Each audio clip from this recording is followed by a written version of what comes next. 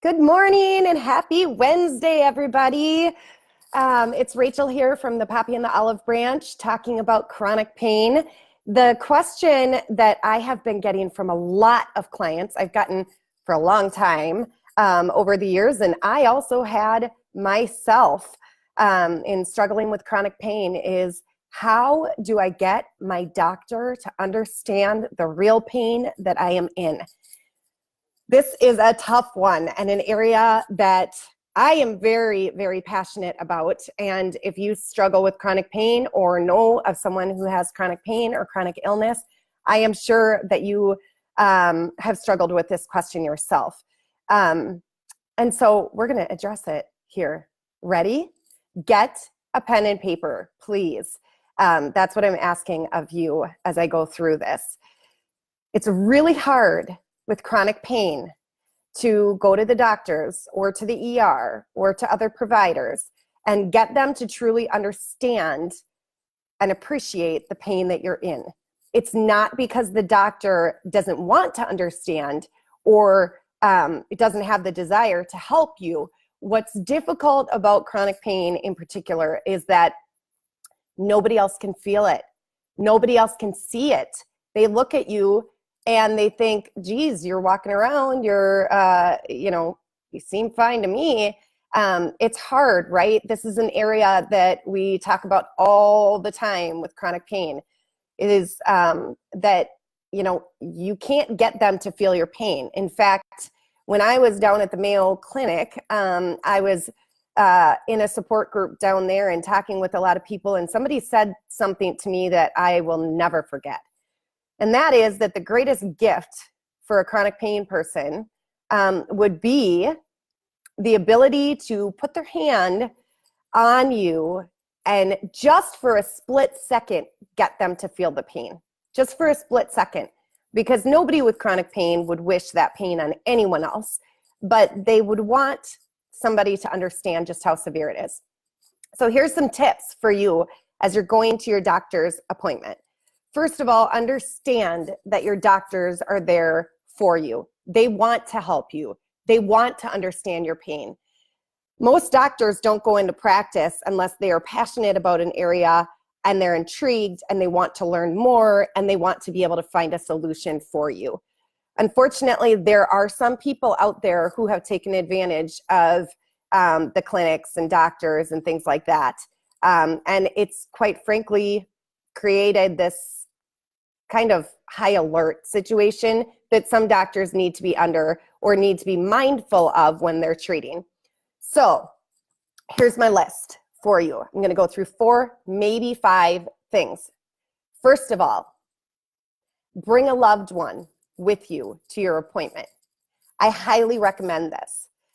It helps the doctors get another perspective. It helps them hear from that person what it's like seeing you throughout your day-to-day.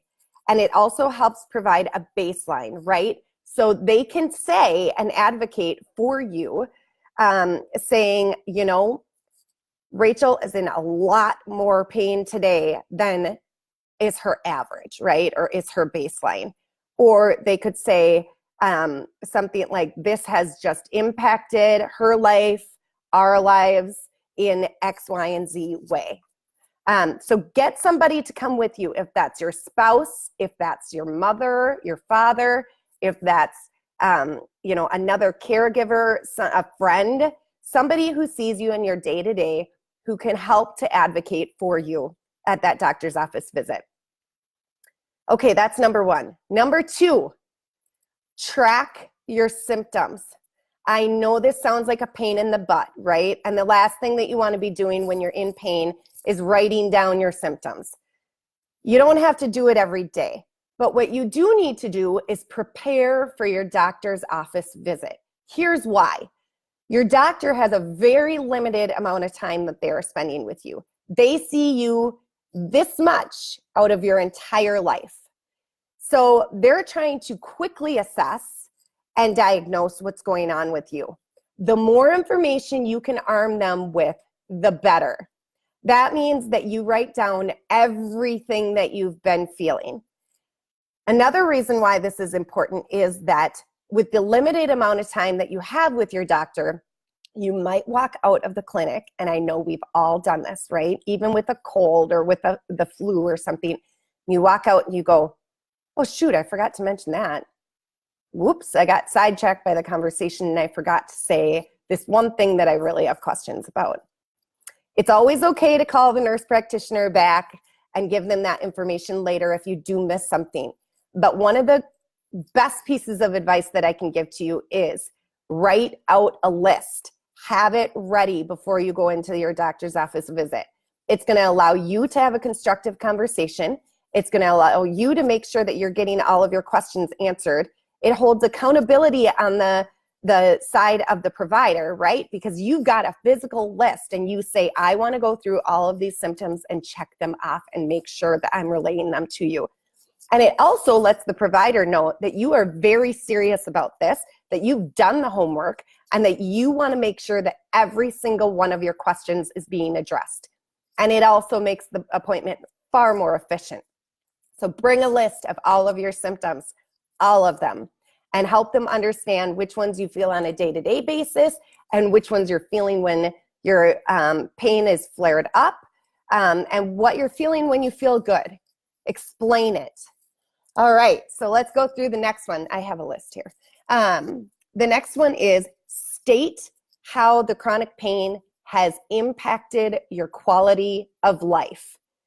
Talk about things that have become less frequent for you, that you just feel like you can't do, things that have been limited. Make sure that you are sharing that with your provider. It's very important that they understand what you're feeling when you're not in their doctor's office.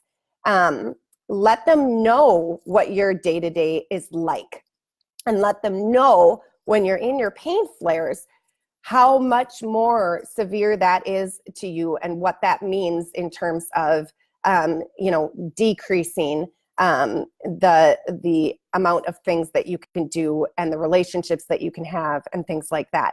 They want to know, they need to understand just how bad this is and how debilitating it is. So do that.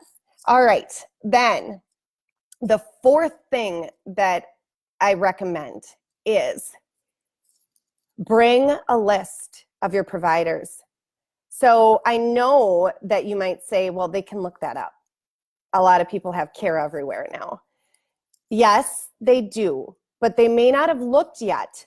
They're very busy. They're seeing patients all the time, right? And they're trying to do their research on you, but it's very helpful if you say, here's all the doctors or practitioners or alternative medicine people, all of the providers that I've been seeing.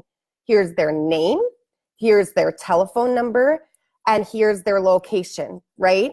That allows them the ability to, number one, know that this is so serious that you've been seeing other people and that you've taken the steps to see other people. Number two, request that they get in touch with those individuals to coordinate your care. Number three, it gives them the information that they need to get in contact with those individuals if necessary.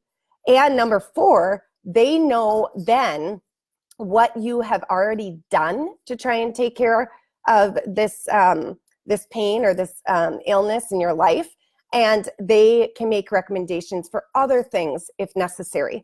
If you don't know what other kind of providers might be beneficial for you, just know that's one of the things that we do in the chronic pain coaching program is we look very unique to you to make sure that you can make educated decisions around what type of provider and what type of care is going to resonate with you the best.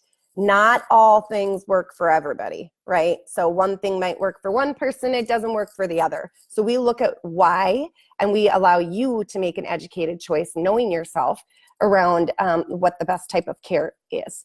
But get that list of providers there. It lets them know that you're very serious and that you prepared for this appointment, and that your pain is so serious that you've done the homework to make sure that this appointment goes well. Okay, so the fifth thing is to make a list of tests that you've had done. again, they can look this up in Care Everywhere or any other kind of medical record system, but come prepared. Let them know the things that you've had done already, things that have worked, things that have not worked, so that they can, again, get an assessment of the type of pain and the level of pain that you are in. I have shared information on why the 1 to 10 pain scale doesn't work for chronic pain people. That's something that I wrote from my perspective, and I think everybody should read if they know of someone who is struggling with chronic pain, or they are a chronic pain person themselves, because it's really hard to just look on some smiley faces and some sad faces and say, yeah, I'm here. And there's a big question mark around that, right? Acute pain versus chronic pain is very different. So your goal in every doctor's appointment is to make sure that you are communicating outside of just that 1 to 10 pain scale, giving them more information and more context around your pain and around how it's impacted your life. And also to make sure that you are getting all of your questions answered before you leave that appointment. Be efficient. Prepare for it like it's a business meeting. This is your health. Take control over your health. A doctor is not going to look at you and say, oh man, she's got a list for me, or he's got a list for me. They're going to look at it and go, they're very well prepared. They really want to get to the bottom of this, and I need to help them. They want to help you. Trust me. You just need to communicate to them how bad this is, and all of that helps. And the last thing that I'm going to say, which is number 6, is if you can, and I know this sounds silly, but have your loved ones somehow maybe even record when you don't know that they're recording. We have these nice smartphones. Here's mine. Nice smartphones today that allow us the ability to record things. You know, if they can record when you're in your highest flare, or how you're not able to walk fully standing up because you're bent over in so much pain. Things like that. You know, you don't want to do it filmed or crafted, of course, but see if someone can catch you off guard and get that information, or be able to visually show the doctors just how bad it is.